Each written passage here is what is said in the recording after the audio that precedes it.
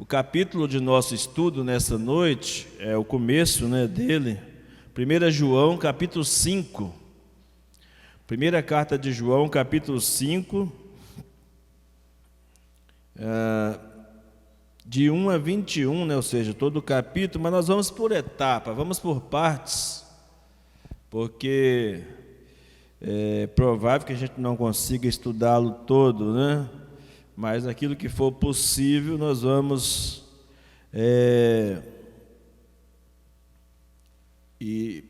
aprendendo, aprimorando no nosso conhecimento. E interessante que a abordagem que João vem fazer nesse último capítulo vem dentro daquele contexto, daquela pegada que ele vem desde o princípio e que parece até cansativo, repetitivo, mas é próprio da palavra, é próprio do discipulado, essa repetição de ideias para que se fortaleça, para que fique guardado. Eu não sei qual que é a base dos psicólogos, mas eles dizem que um estudo, um ensinamento, precisa ser ouvido pelo menos 17 vezes. 17 vezes o mesmo ensinamento pela pessoa para que fique guardado no coração. Então, quer dizer que a gente tem que repetir alguns assuntos e parece que João sabia disso. Não sei, porque ele repetiu o tempo inteiro na sua carta, na sua primeira carta, o tema das provas cabais a respeito do verdadeiro cristão e do falso cristão. Como é que se identifica o verdadeiro cristão e o falso cristão? E aqui no capítulo 5 não é diferente.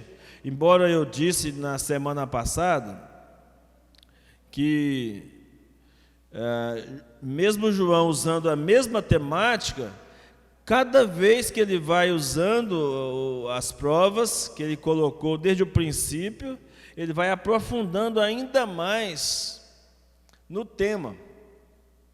E aqui os irmãos vão ter uma ideia sobre isso nessa noite aqui. 1 João, vamos ler primeiro os 5 primeiros versículos, depois a gente vai avançando na leitura aí. 1 João, capítulo 5, de 1 a 5, diz assim a palavra de Deus: todo aquele que crê que Jesus é o Cristo é nascido de Deus, e todo aquele que ama ao que o gerou, também ama ao que dele é nascido. E nisto conhecemos que amamos os filhos de Deus, quando amamos a Deus e praticamos os seus mandamentos.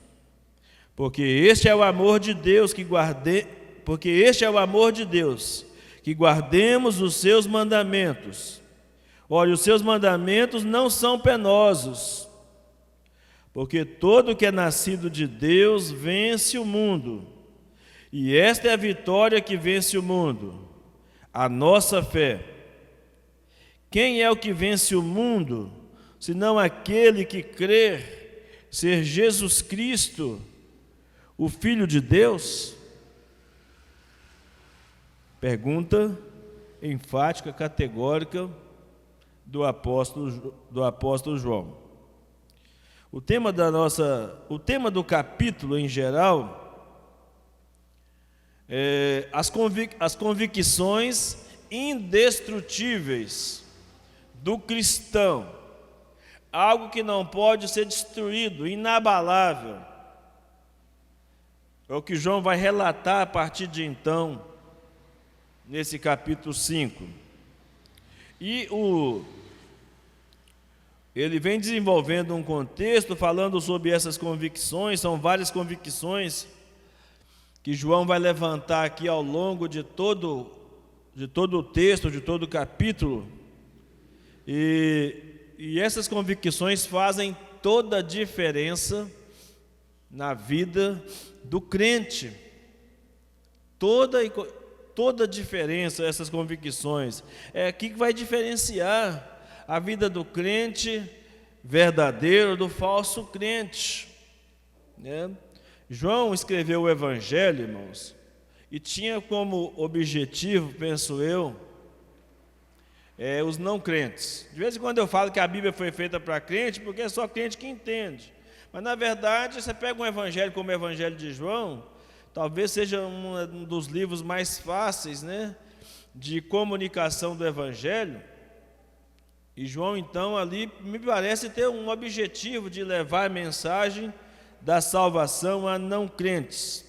Mas esta carta de 1 João em especial, há uma preocupação de João com os crentes, com o perigo dos crentes serem enganados, com o perigo daqueles que frequentam a igreja de serem enganados, como na nossa pregação de domingo à noite, né? De achar-se um cristão sem ser um cristão, tão perto do reino, mas sem salvação, como o mancebo de qualidade, o jovem rico, que sabia até os mandamentos de cor, que dizia ter guardado alguns deles, mas o coração estava preso às riquezas, ao dinheiro, né? Então aqui João escreve especificamente aos crentes, a um grupo especial de crentes perseguidos. Provavelmente essa carta tinha o objetivo de rodar toda a Ásia Menor,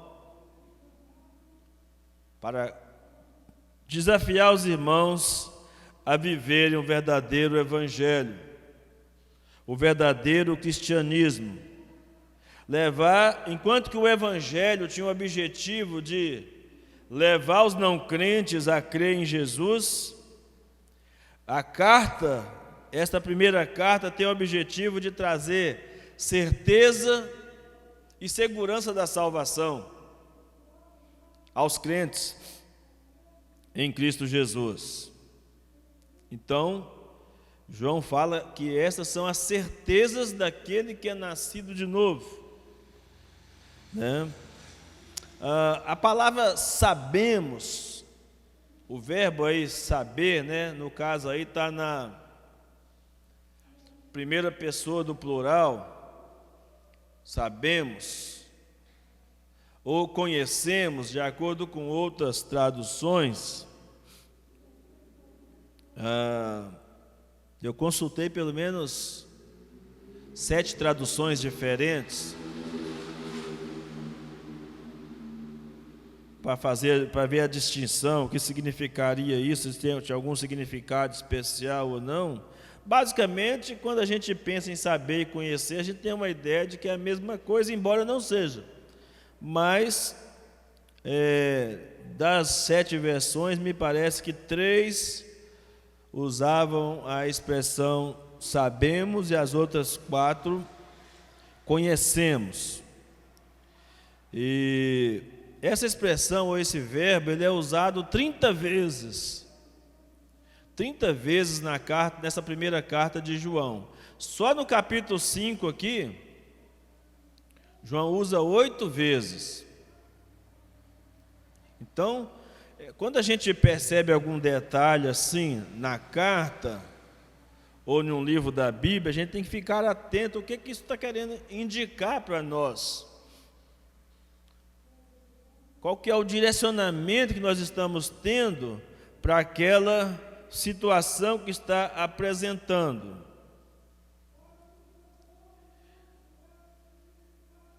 E aqui, eu penso que os 2 verbos caberiam perfeitamente.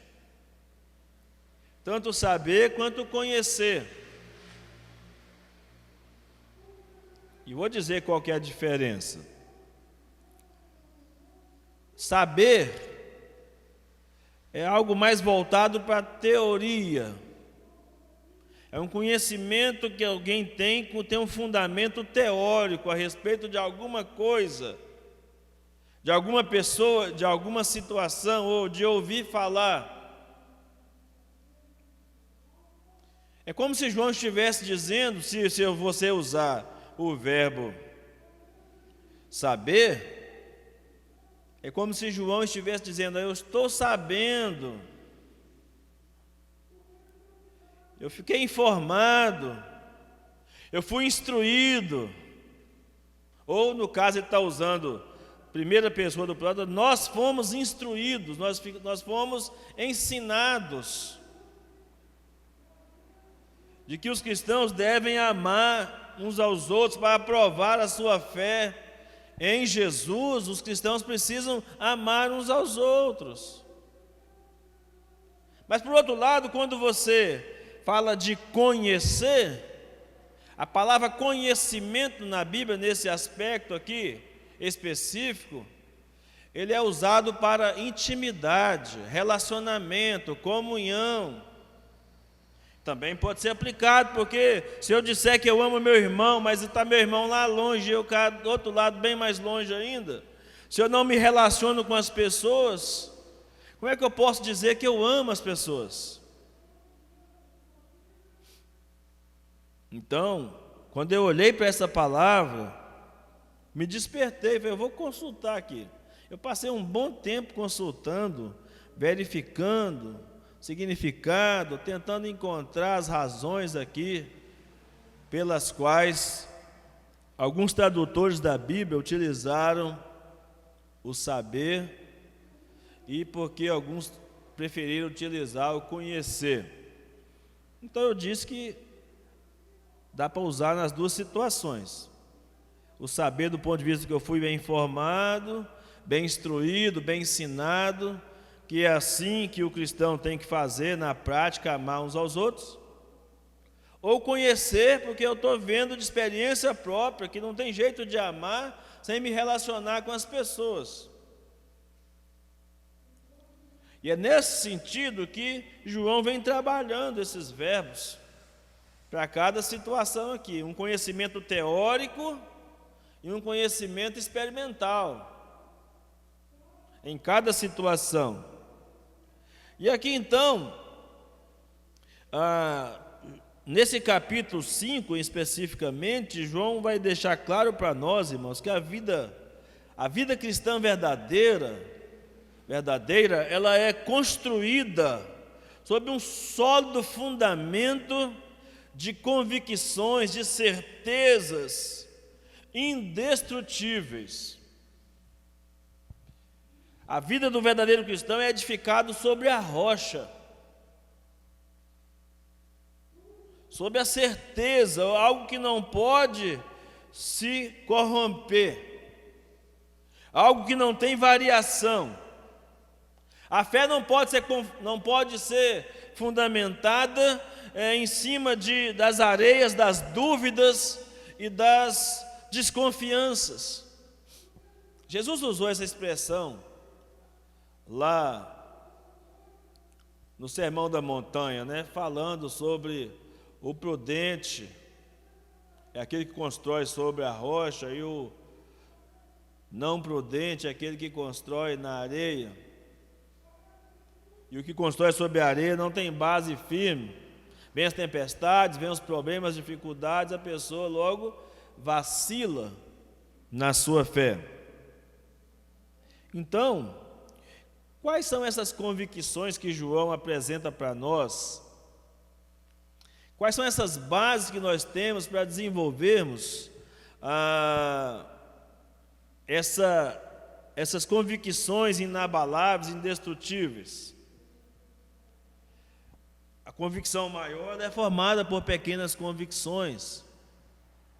E a primeira delas apresentadas por João aqui, do verso de 1 a 5 que nós lemos, ele diz que nós somos convictos de que nós pertencemos à família de Deus.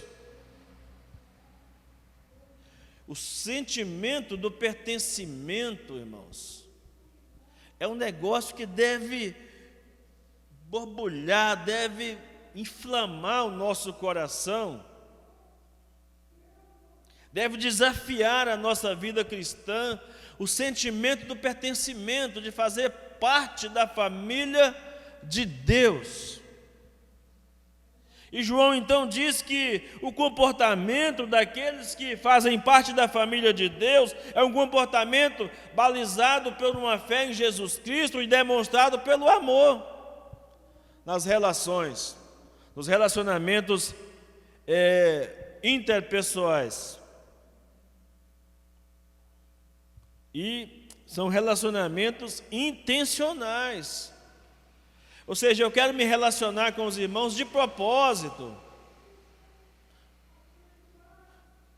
não com segundas intenções, mas com interesse no irmão, de que o irmão seja feliz, seja abençoado. A maneira como eu relaciono de maneira intencional com os irmãos deve ser tão marcante na minha vida e na vida dele, que as alegrias dele são as minhas alegrias, e as tristezas e frustrações dele também são minhas tristezas e frustrações. Eu preciso compartilhar do mundo em que vive o meu irmão, o irmão compartilhar do mundo em que vive, em que eu vivo. Às vezes nós sofremos muitas derrotas na nossa caminhada cristã, porque nós não estamos em comunhão uns com os outros. Não abrimos o coração, não falamos o que estamos sentindo, o que está passando conosco. Às vezes por medo até de ser recriminado, discriminado por alguém, porque quando você não tem um relacionamento você só tem um relacionamento teórico, você só sabe que deve ser assim, a vida cristã, mas você não experimentou a vida cristã dessa forma, que você sabe que deve ser. Então você não tem tanta confiança, às vezes, de abrir o coração com alguém e falar: eu estou passando por isso, podia me ajudar em oração. Não precisa ser o pastor, não, qualquer pessoa da igreja, que você, de repente, viu naquele irmão uma confiança nesse relacionamento, que você pode abrir o coração para ele. Saber que o irmão não vai te expor. Porque qualquer irmão que se propõe a ouvir qualquer outro irmão da igreja não pode expor o irmão ou a irmã em hipótese alguma. Tem que ouvir e guardar, tentar ajudar. Se você não pode ajudar, tem que tentar oferecer algum tipo de ajuda para esse irmão. Porque às vezes quando a gente fala de ajuda, a gente só pensa em financeiro, irmão, mas é muito mais do que isso. A maioria das pessoas não estão necessariamente precisando de ajuda financeira, precisando de ajuda de aconselhamento, de orientação, até de administração, de gestão do tempo, de gestão financeira, gestão da própria vida, desenvolvimento pessoal, encontrar um rumo, encontrar um propósito para a vida. E é somente esse sentimento de pertencimento da família de Deus é que pode resgatar isso em nós. Pode resgatar essa estrutura de família, de modo que sejamos verdadeiramente família. Se tem um lugar onde nós podemos abrir o coração, é na família. Principalmente a família imediata. Pode ser que irmãos, primos, alguma coisa assim, não nos entenderiam. Mas o seu pai, sua mãe, seus irmãos, mais próximos ali,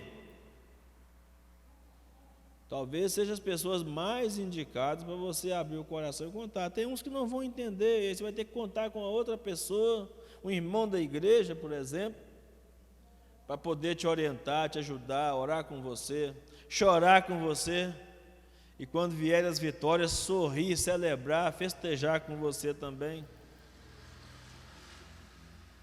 Esse não precisaria de ser o ideal.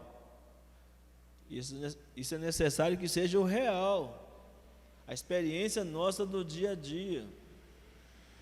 Quando se fala sobre essas coisas, muitas vezes as pessoas pensam numa igreja de utópolis, uma igreja onde isso é uma utopia, é um sonho e não uma realidade. Mas se começar com cada um de nós, cada um tomar uma parte desse projeto, de fazer com que a nossa igreja seja cada vez mais familiar, cada vez mais amorosa, cada vez mais aconchegante, cada vez mais acolhedora. A gente pode dar um verdadeiro sentido de família para a igreja. E não é qualquer família, é família de Deus. É isso que nós precisamos ser. E aí então, dentro desse contexto do pertencimento, olha João de novo voltando à questão aqui das provas, né? A prova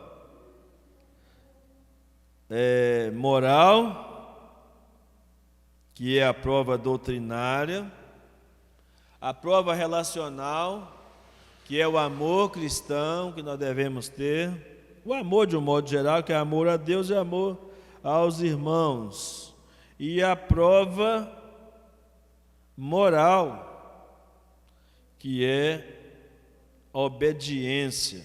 E nesse caso aqui, envolve mais coisa: amor, fé, é como eu disse na semana passada, fé e amor que gera obediência, vida na prática, no dia a dia, nos nossos relacionamentos. Então os versos 1, o verso 4 e o verso 5, João diz assim: os que pertencem à família de Deus, os que pertencem à família de Deus, quem são os que pertencem à família de Deus? Ele primeiro diz: os que pertencem à família de Deus são aqueles que, pela sua fé em Cristo, são conhecidos. Ou seja, eles dão testemunho da sua fé. Olha aí, primeiro ele diz: todo aquele que crê que Jesus é o Cristo é nascido de Deus.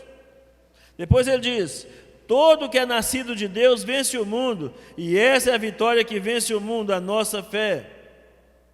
E termina no verso 5 dizendo: quem é o que vence o mundo, senão aquele que crê que Jesus é o Filho de Deus? Com isso, João está dizendo para aquele rebanho, para aquele povo, e a nós também, que os falsos mestres gnósticos que estavam atormentando tanto a vida da igreja naquela época, com as suas heresias, negando tanto a divindade quanto a humanidade de Jesus, não poderiam ter um sentimento de pertencimento na igreja, no corpo de Cristo, porque na verdade a base para pertencer é a fé em Cristo. E eles queriam pertencer ao grupo sem ter uma fé definida em Cristo. Quando alguém quer fazer parte do corpo de Cristo, anulando a fé em Cristo, ele vai trazer confusão para o meio da igreja, vai trazer problema. Se ele não tem convicções claras de que Jesus é Deus, 100% homem, ele vai estar sempre lançando alguma pérola, alguma coisa. Mas por outro lado, eu fiquei fixado numa expressão aqui, fixei numa expressão de João aqui, que é exatamente no comecinho do versículo 1, quando ele particulariza, irmãos. Ele fala de família, mas ao mesmo tempo ele particulariza. De todo aquele, está no singular. O que quer dizer isso? Que a igreja, que a religião, não exclui ninguém, ela só tem um requisito, mas que está aberto. Assim como Deus também não exclui ninguém, a porta da salvação está aberta, os homens é que não querem passar por ela. Porque existe uma série de fatores também para que esse homem chegue a passar por lá. A Bíblia diz que o caminho da salvação é estreito e o caminho da perdição é largo. Os homens preferem andar no caminho da perdição. A Bíblia diz que os homens amaram mais as trevas do que a luz, porque as suas obras eram más.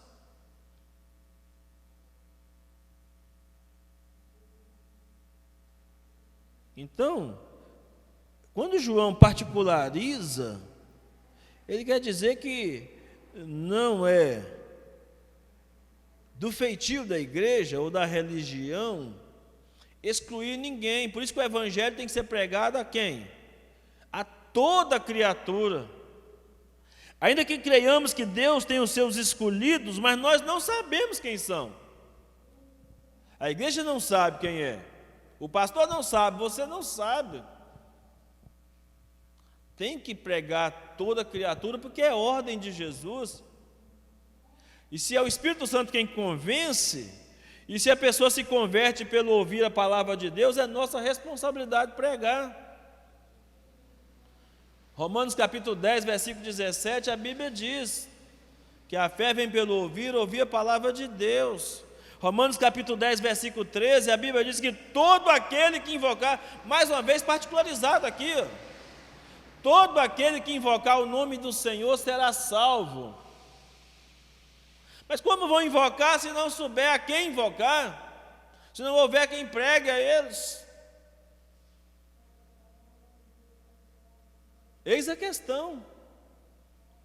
Então, quando eu olho para essa expressão, todo aquele, o que eu creio, o que eu penso, irmãos, é que qualquer um que colocar a sua fé exclusivamente em Jesus, será aceito por Deus. Eu não tenho a menor dúvida disso.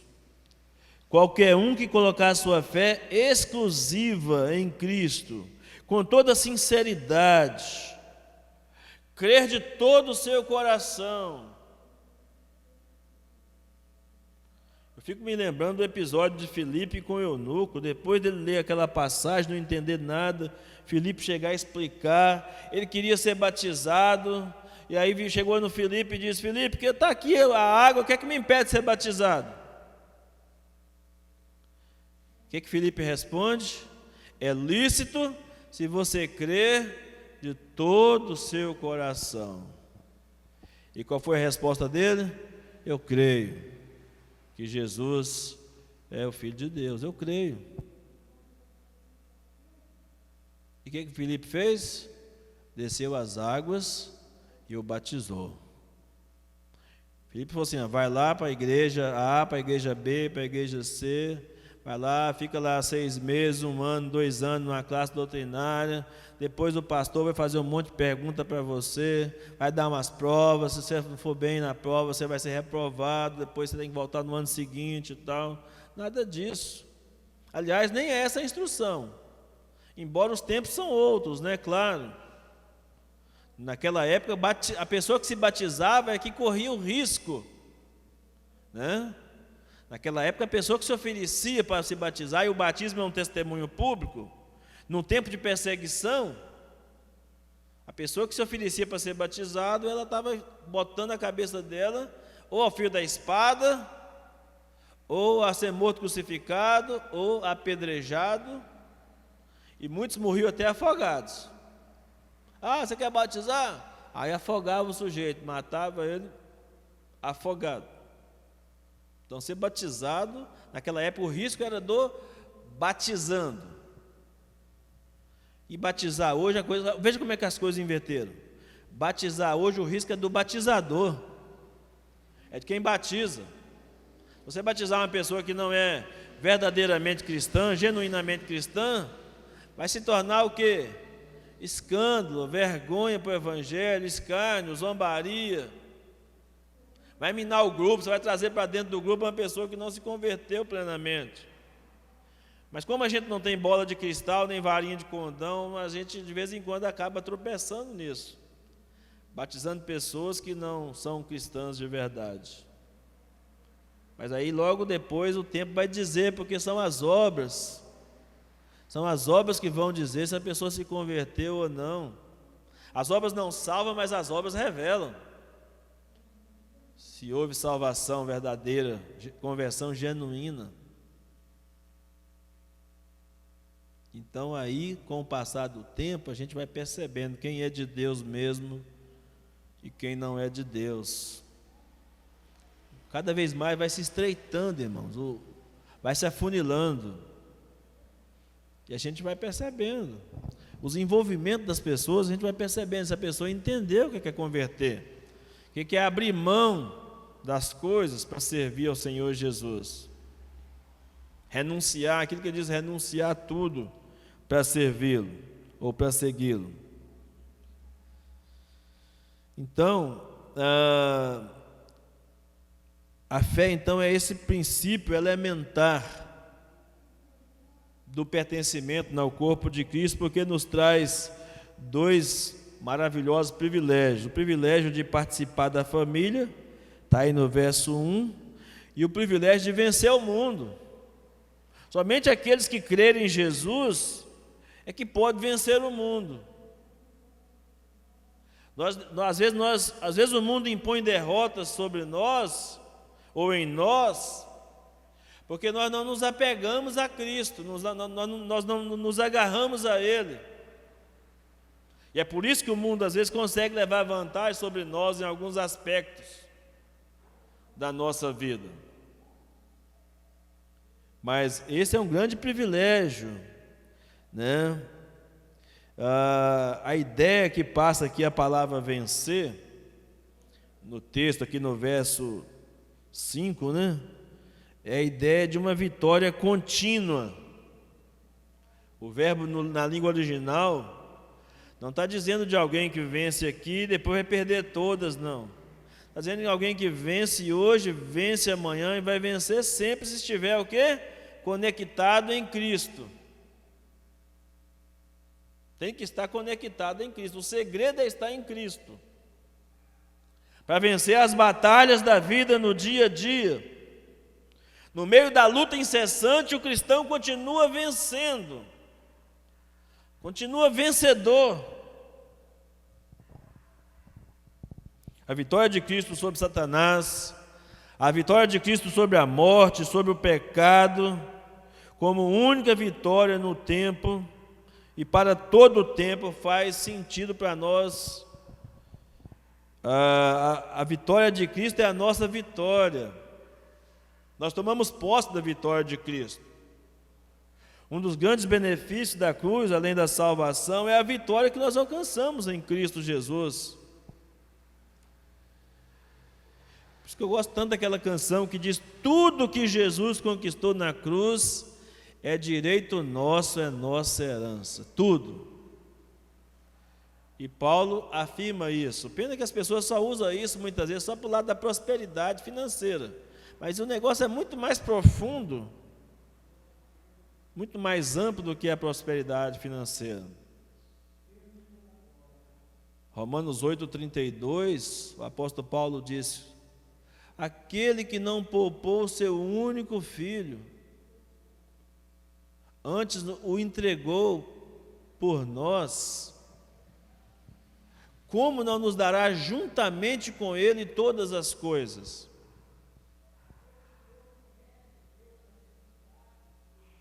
É questão de fé. Se a sua fé está na pessoa de Jesus Cristo, você pode descansar.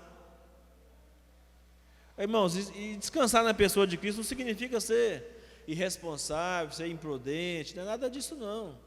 É estar seguro de que se você fizer a sua parte, da parte de Cristo, cuida Ele. Ele cuida. Da parte que pertence a Ele, você precisa ficar tranquilo, está descansado. Ah, não, eu sou de Jesus, minha fé está nele, então eu vou sair agora aí sem máscara, sem passar álcool gel, não vou lavar nada quando chego em casa, não vou tomar banho quando chegar em casa, não vou fazer nada. Isso aí é suicídio. Não, eu tenho fé em Jesus, mas eu também sou ser humano, eu vou fazer aquilo que é orientado para fazer, mas não vou me acovardar. Uma verdade é certa, não vou me acovardar. Seja o tempo que demorar. A vontade da gente é que durasse menos de um mês esse negócio, está passando de 4 meses. Mas Deus perdeu o controle? Deus perdeu o controle por acaso da situação? Deus perdeu o controle lá na sua casa? Na sua família? Na sua vida pessoal?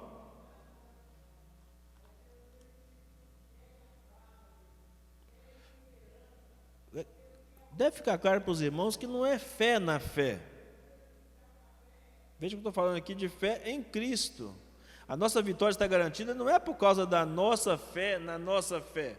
A nossa fé é em Cristo, é na pessoa de Cristo. É nele que reside toda a nossa confiança.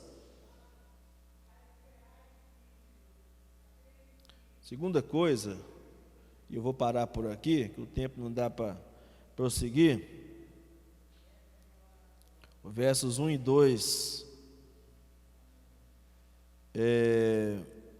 João dá provas aqui, a prova relacional. Para pertencer à família de Deus, eu preciso identificar com esse amor que vem de Deus, amando a Deus e amando aos filhos de Deus. É isso que eu aprendo aqui nos versos 1 e 2. Porque quem ama a Deus deve amar os que são filhos de Deus também. Os que encontraram Jesus pela fé faz parte da nossa família agora. Mesmo aqueles que creem diferente de nós em alguns aspectos. Porque não vai ter um céu para batista, um céu para presbiteriano, um céu para metodista, um céu para assembleiano. No céu não tem placa denominacional. No céu só entra aqueles que foram lavados e remidos e comprados pelo sangue do Cordeiro, irmãos. E ponto final.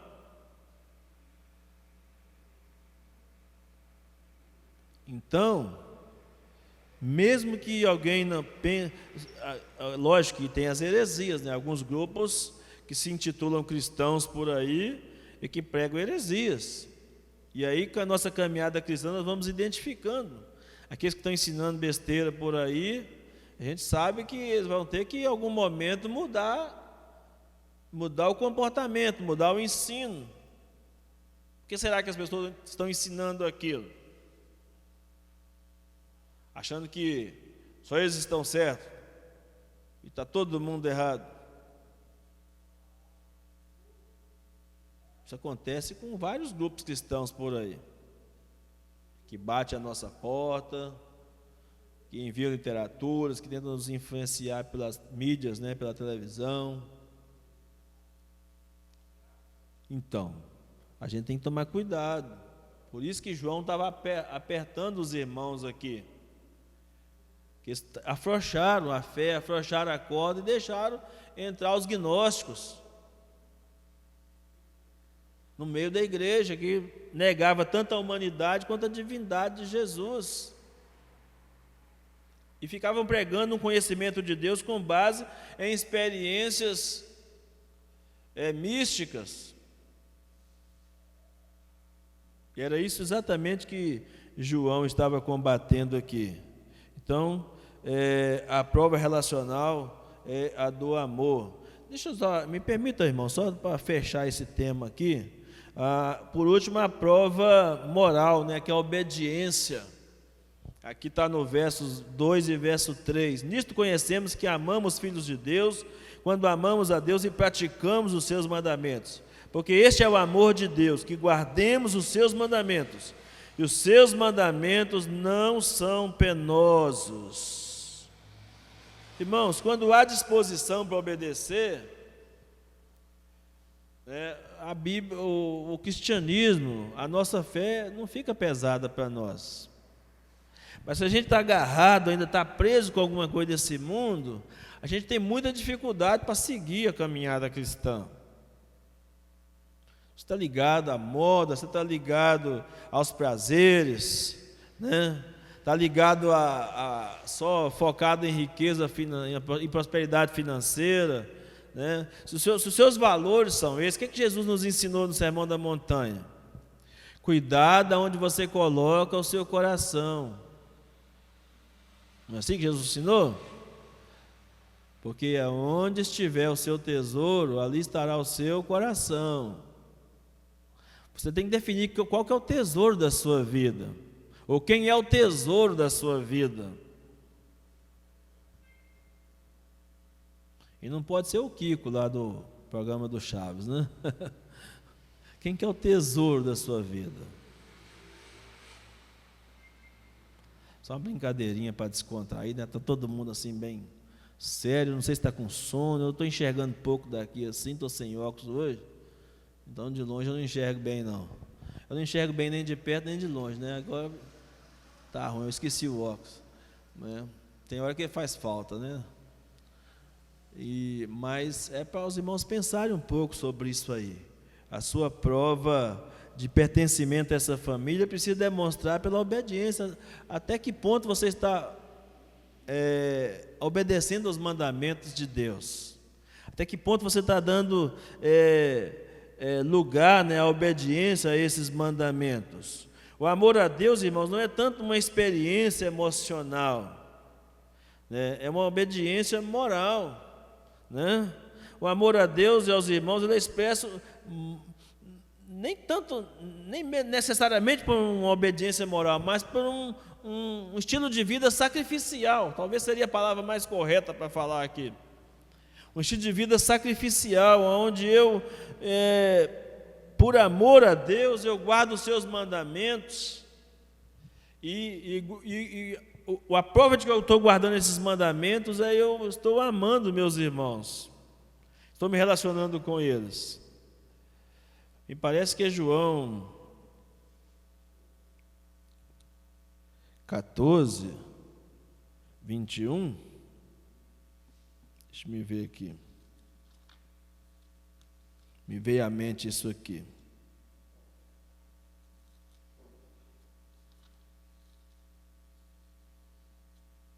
Exatamente. A memória não me traiu. Aquele que tem os meus mandamentos e os guarda, este é o que me ama. E aquele que me ama será amado por meu Pai, e eu também o amarei e me manifestarei a ele. Né? Então, não são penosos por duas razões. Primeiro, porque amamos a Deus. E segundo, porque nós obedecemos com alegria. Se você obedecer com murmuração, vai ficar pesado para você. Tudo vai ser difícil. Se houver murmuração, tudo vai ser difícil. Mas se for com alegria, vai ser fácil. Não é por obrigação, é por prazer que eu sirvo, que eu venho à igreja, ao templo, né? Que eu me relaciono com os irmãos, é por prazer, não por obrigação. E esse amor a Deus é que vai... Por isso que João disse que não são penosos, porque o amor a Deus é que vai fazer com que os mandamentos se tornem leves. O que Jesus nos ensinou? Se nós fôssemos aprender dele, ia ser o quê? Suave. O fardo dele é leve, suave. Mateus capítulo 11, 28 a 30, ele fala sobre isso. Meu fardo é leve, meu jugo é suave. Vinde, aprendei de mim, porque eu sou manso e humilde de coração, encontrareis descanso para as vossas almas. Então, que Deus nos ajude nessa primeira parte do estudo, né, ter entendido isso, o sentimento do pertencimento, o quanto isso é importante para nós. Amém?